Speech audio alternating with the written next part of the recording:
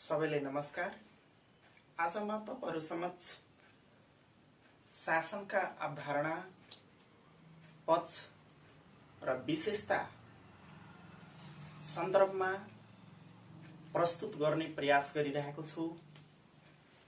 शासन भनेको के हो, शासनको अवधारणा के हो, शासनका प्रमुख विशेषता लगायत नेपालको सन्दर्भमा शासन कस्तो प्रकारको अवलम्बन गरिएको छ, त्यस सन्दर्भमा आज तपाईहरुमाझ म यस शीर्षकको बारेमा जानकारी र छलफल गर्ने प्रयास गरेको छु।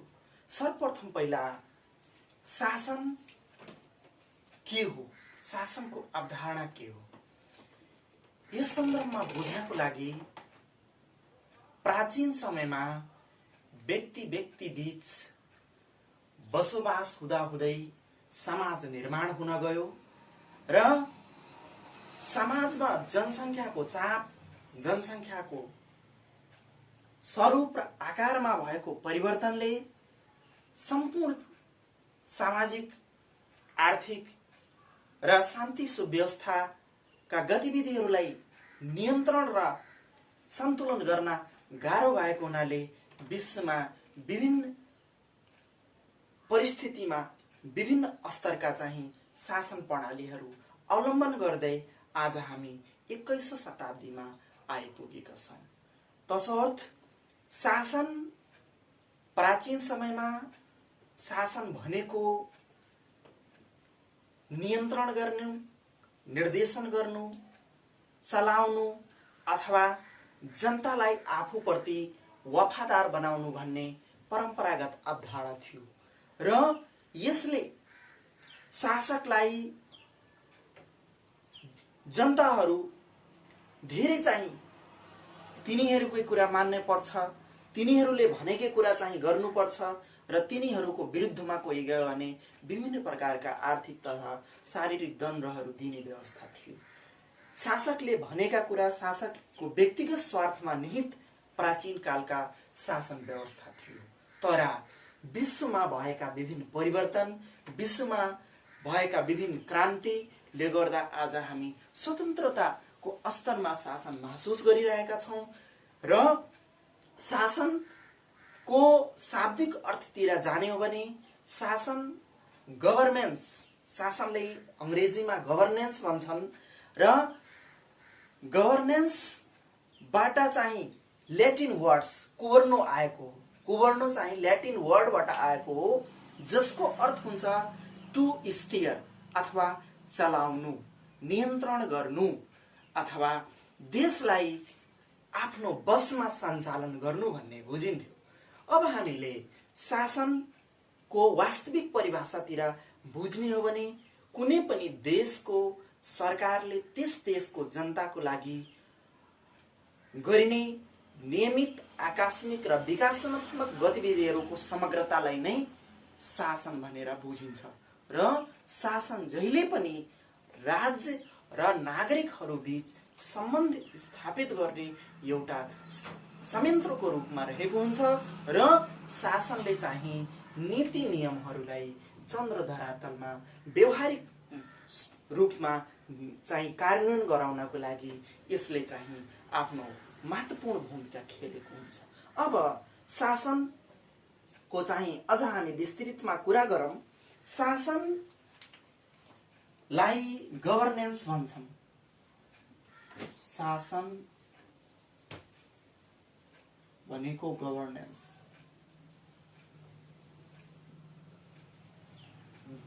जसको शाब्दिक अर्थ हुन्छ टु स्टियर,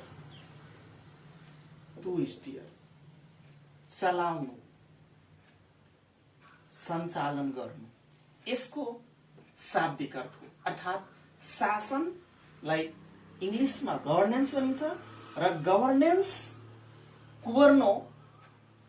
कुवर्नो एउटा ल्याटिन वर्ड हो जुन गभर्नेन्सकै चाहिँ अवधारणालाई स्वीकार गर्छ र यसको अर्थ नै हुन्छ चलाउनु, टु स्टियर।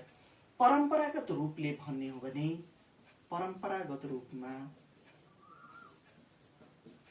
रूपमा शासन भनेको निर्देशन गर्नु, निर्देशन गर्नु, नियन्त्रण गर्नु, जनतालाई आफूप्रति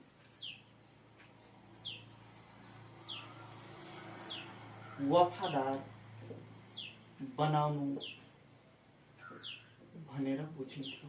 तर विश्वमा विभिन्न क्रान्ति, विभिन्न अधिकारका कुराहरूमा उठाइएको जनआवाजले गर्दा आज चाहिँ विश्व स्तरमा यस सन्दर्भमा विभिन्न चाहिँ राइट्सहरू आयो। जस्तै बेलायतमा राजाको निरङ्कुश शासनबाट, निरङ्कुश शासन व्यवस्थाबाट आम जनतालाई केही अधिकारहरू दिएको थियो, जसलाई हामी विश्वमा उदयमान भएको मानव अधिकारको पहिलो घोषणा पत्र भन्छौं, जसलाई म्याग्ना कार्टा भन्छौं, जुन चाहिँ सन् 1215 जुन 15 मा घोषणा भएको एउटा विश्व स्तरको अध्याय हो। विश्व स्तरमा सन् 1215 जुन 15 मा चाहिँ म्याग्ना कार्टा आएको हो। म्याग्ना कार्टा यो चाहिँ विश्वमा उदयमान भएको मानव अधिकारको पहिलो घोषणा पत्र हो। मानव अधिकारलाई संरक्षित गर्ने पहिलो चाहिँ एउटा दस्तावेजको रूपमा दिएको छ। त्यस्तै गरेर declaration of right, declaration of rights, right 1628 AD मा बेलायतका राजाका विरुद्ध तिनको चाहिँ केही अधिकारलाई कटौती गरेर नागरिकलाई दिएको घोषणा पत्र हो। डिक्लेरेसन अफ राइट 1628 एडी मा आएको। यस्तै प्रकारले बिल अफ राइट्स,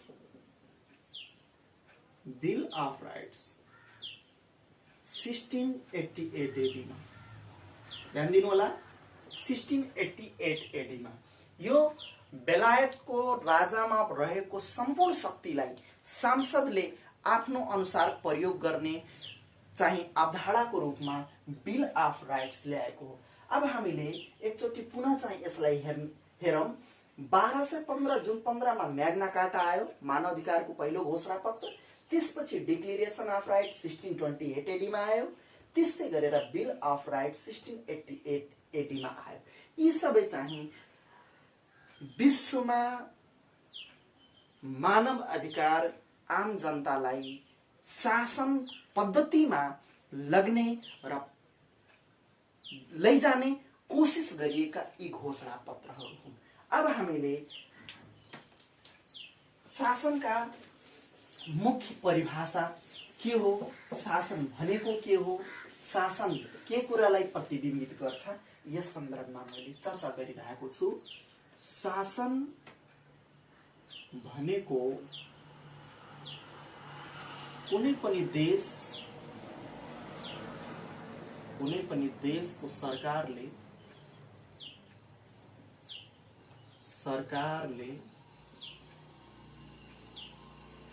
त्यस देशको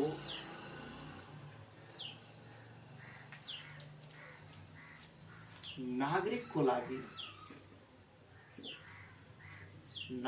लागि सर्वोत्तम हित को लागि गरिने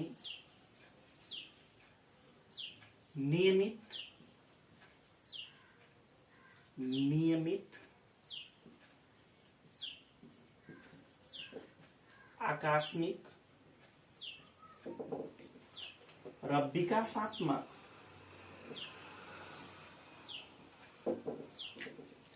गतिविधिहरूको समग्रतालाई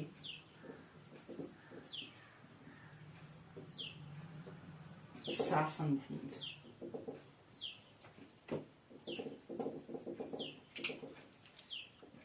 राज्य र नागरिक बीच सम्बन्ध स्थापित गर्ने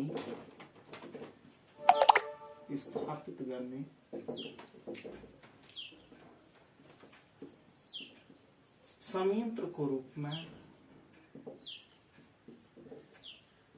रूपमा शासन रहेको छ।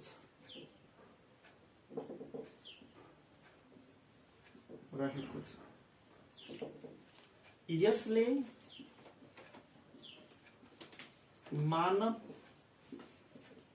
जीवनका क्रियाकलापलाई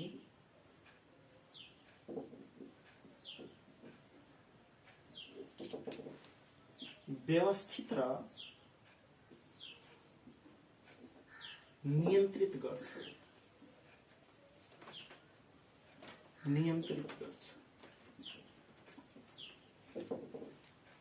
कुनै पनि देशको सरकारले त्यस देशको जनताको सर्वोत्तम हितको लागि गरिने नियमित आकस्मिक र विकासात्मक गतिविधिहरूको समग्रतालाई शासन भनिन्छ। शासनले राज्य र नागरिक बीचको सम्बन्ध स्थापित गर्ने एउटा सशक्त माध्यम हो, संयन्त्र हो। यसले मानव जीवनका क्रियाकलापलाई व्यवस्थित र नियन्त्रित गर्छ। यी चाहिँ यसका मूलभूत परिभाषा हो। यही परिभाषा टेकेर विभिन्न परीक्षाहरूमा शासन भनेको के हो भनेर हामी सजिलै तरिकाले लेख्न सक्छौं। अब शासनका पक्षहरू, एस्पेक्ट अफ गभर्नेन्स, शासन के कुराहरूलाई समावेश गरेको हुन्छ, शासन हुनको लागि कुन कुन एस्पेक्ट चाहियो, त्यस सन्दर्भमा मैले डिस्कस गर्न गइरहेको छु।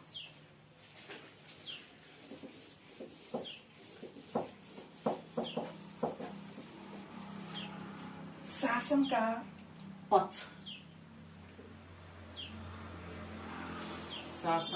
पक्षहरू, शासनका मूलभूत चारवटा पक्ष छ। पहिलो, शासनले नियमन गर्ने काम गर्छ। सरकारका नीति नियमलाई नागरिक र राज्य समक्ष पुर्याउने र त्यसको परिपालना गराउने काम चाहिँ नियमन गर्ने कार्य हो। त्यस्तै गरेर व्यवस्थापन गर्ने भनेको देशमा उपलब्ध प्राकृतिक स्रोत साधनलाई जनसंख्या र राज्यका नागरिकहरू बीच सहकारिता र समन्वय, आपसी सामञ्जस्य मिलाई त्यसलाई व्यवस्थापन गर्नको लागि शासनका महत्त्वपूर्ण पक्ष अन्तर्गत व्यवस्थापन पर्छ। त्यस्तै गरेर जनतालाई परिचालन गर्नु,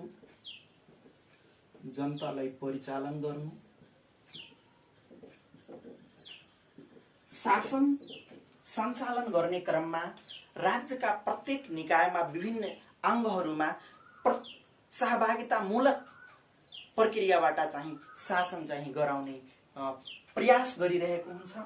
त्यस्तै गरेर सेवा प्रवाह गर्ने, शासनले के गर्छ भनेपछि सेवा प्रवाह गर्छ। सरकारबाट विभिन्न प्रकारका निशुल्क तथा सशुल्क सेवाहरू प्रवाह हुन्छ। त्यसलाई व्यवस्थित तरिकाले आम जनता समक्ष पुर्याउनको लागि, सेवा प्रवाह गराउनको लागि शासनको चाहिँ महत्त्वपूर्ण चौथो पक्ष अन्तर्गत सेवा प्रवाह पनि हो। यी चारवटा चाहिँ शासनका महत्त्वपूर्ण पक्षहरू हो।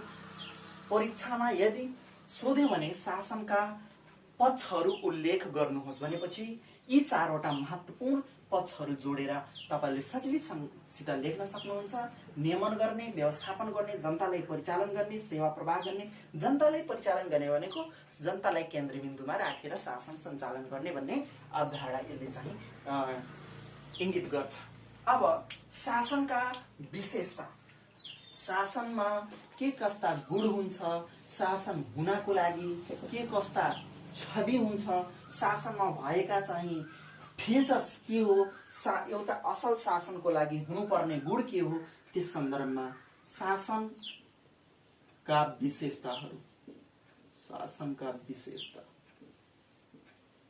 विशेषताहरू निम्नलिखित छन्। 1 नम्बरमा नागरिक सर्वोच्चता, नागरिक सर्वोच्चता, कानून को शासन,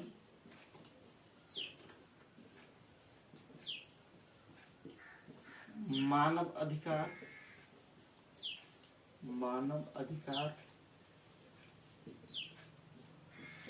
बहुदलीय प्रजातंत्र,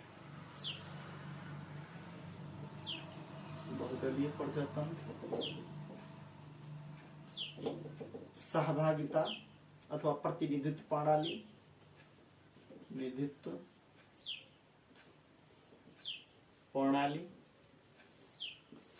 त्यस्तै गरेर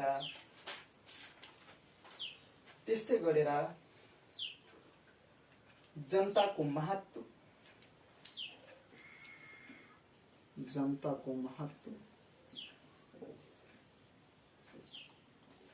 शक्ति पृथकीकरण,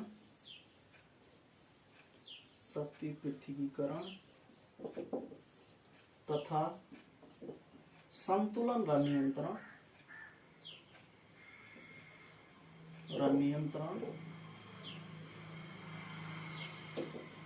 वैधानिक सरकार,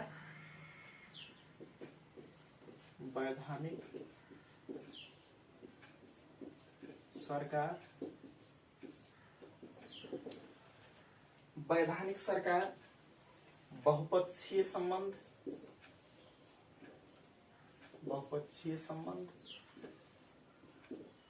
दृष्टिकोण, भिजन, त्यस्तै गरेर नियन्त्रणात्मक शक्ति,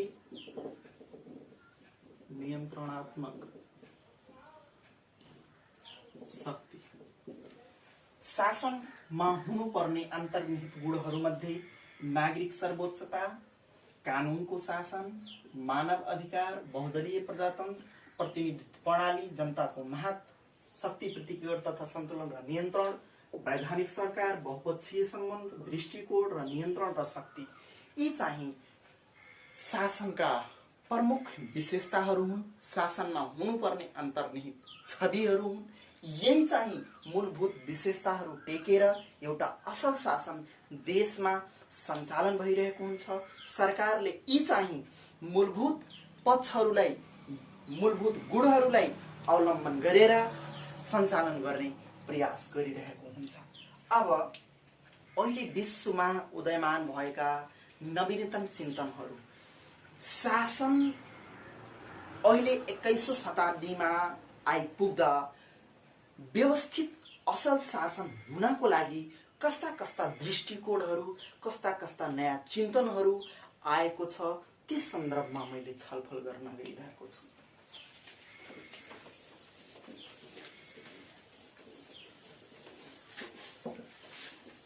शासनका नवीनतम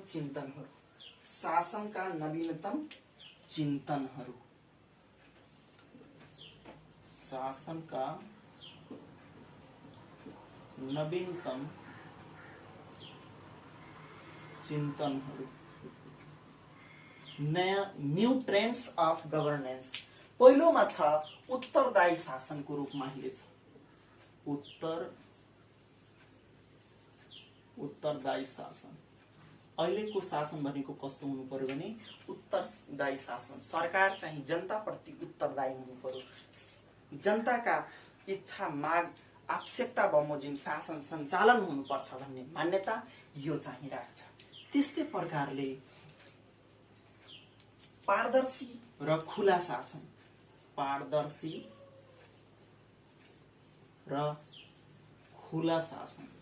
शासन कस्तो हुनुपर्छ भनेपछि पारदर्शी हुनुपर्छ। सार्वजनिक सरोकारका विषयवस्तुमा नागरिकले चाहिँ सूचना माग्न पाउने र जानकारी लिन पाउने भनी सूचनाको हक सम्बन्धी ऐन 64 मा व्यवस्था गरेको छ। यसकारण शासन खुला र पारदर्शी हुनुपर्छ, सबैले बुझ्ने गरी हुनुपर्छ, सबैले सन्तुष्ट पार्ने गरी हुन्छ। राष्ट्रप्रतिको भावनात्मक कडीलाई जोड्ने खालको चाहिँ शासन व्यवस्था हुनुपर्छ र यो चाहिँ अहिले नवीनतम चिन्तनको रूपमा आएको छ। त्यस्तै प्रकारले राजनीति vs आर्थिक,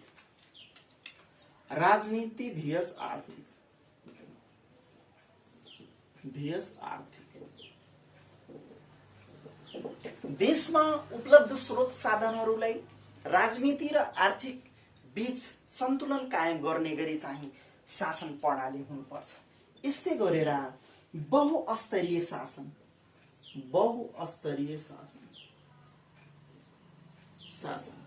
मल्टी गभर्नेन्स, यो चाहिँ अहिले प्रत्येक विश्वका धेरै जसो चाहिँ मुलुकहरूले यो शासन व्यवस्था अवलम्बन गरेको पाइन्छ।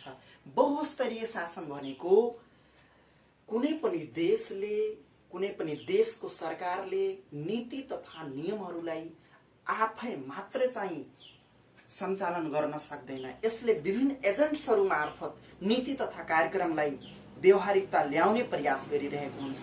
त्यसमा सरकारी, गैर सरकारी सङ्घ संस्था, अन्तर्राष्ट्रिय सङ्घ संस्थाहरू चाहिँ सहकार्य गरेर, अन्तर्राष्ट्रिय सङ्घ संस्थाहरूसँग सहकार्य गरेर तिनलाई एजेन्टको रूपमा राखेर सरकारका नीति तथा कार्यक्रमलाई कार्यान्वयन गराउने प्रयास गरेको हुन्छ। यसकारण बहुस्तरीय शासन अहिलेको 21औं शताब्दीमा समय सापेक्ष छ, सान्दर्भिक छ र हाम्रो देश नेपालले पनि बहुस्तरीय शासनलाई पनि अवलम्बन गरेर शासन व्यवस्था सञ्चालन गरेको चाहिँ हामी महसुस गरिरहेका छौँ। त्यस्तै प्रकारले पाँचौंमा छ विद्युतीय शासन। ई गभर्नेन्स। विद्युतीय शासन भनेको ई गभर्नेन्स हो। आज हामी 21औं शताब्दीमा उत्तर आधुनिकतिर हामी बढ्दै गइरहेको अवस्थामा विभिन्न चाहिँ सूचनाहरू आज घरमै बसी नेपाल सरकारका घोषणा पत्र, परिपत्र, तिनले गरेका निर्णयहरू एकछिनमै चाहिँ हामी प्राप्त गरिरहेका हुन्छौँ। सरकारले आफ्ना विभिन्न मिडियाहरूमा, सामाजिक सञ्जालहरूमा, विद्युतीय संयन्त्रहरूमा मार्फत शासन सञ्चालन गरिरहेको छ। यो अहिले चाहिँ वैज्ञानिक युगमा यो शासन चाहिँ एकदम महत्त्वपूर्ण मानिन्छ। यस्तै गरेर सुशासन, गुड गभर्नेन्स, जनतालाई केन्द्रबिन्दुमा राखेर गरिने शासन प्रणाली नै सुशासन हो। लोकतान्त्रिक मूल्य मान्यतामा आधारित शासन व्यवस्था नै सुशासन हो। यसले असल शासन, कुशल प्रशासन र प्रभावकारी व्यवस्थापनलाई चाहिँ नै सुशासन भनेर यसको चाहिँ परिभाषा गरेको छ। असल शासन, कुशल प्रशासन र प्रभावकारी व्यवस्थापनलाई सुशासन भनिन्छ। सुशासन भन्दाखेरि नै पिपुल सेन्ट्रेड हो। जनतालाई केन्द्रबिन्दुमा सरकारका प्रत्येक संवैधानिक निकायदेखि लिएर विभिन्न क्रियाकलापहरूमा चाहिँ जनताले प्रत्यक्ष सहभागिता गराई गरिने शासन प्रणाली नै सुशासन हो। र शासन सञ्चालन गर्ने क्रममा सुशासन एउटा महत्त्वपूर्ण भूमिका खेल्छ र सुशासन आज प्राय धेरै देशहरूले अवलम्बन गरेर शासन व्यवस्था आफ्ना देशका चलाइरहेको हामी पाउँछौँ। ल, धन्यवाद। Thank you so much. Chhotu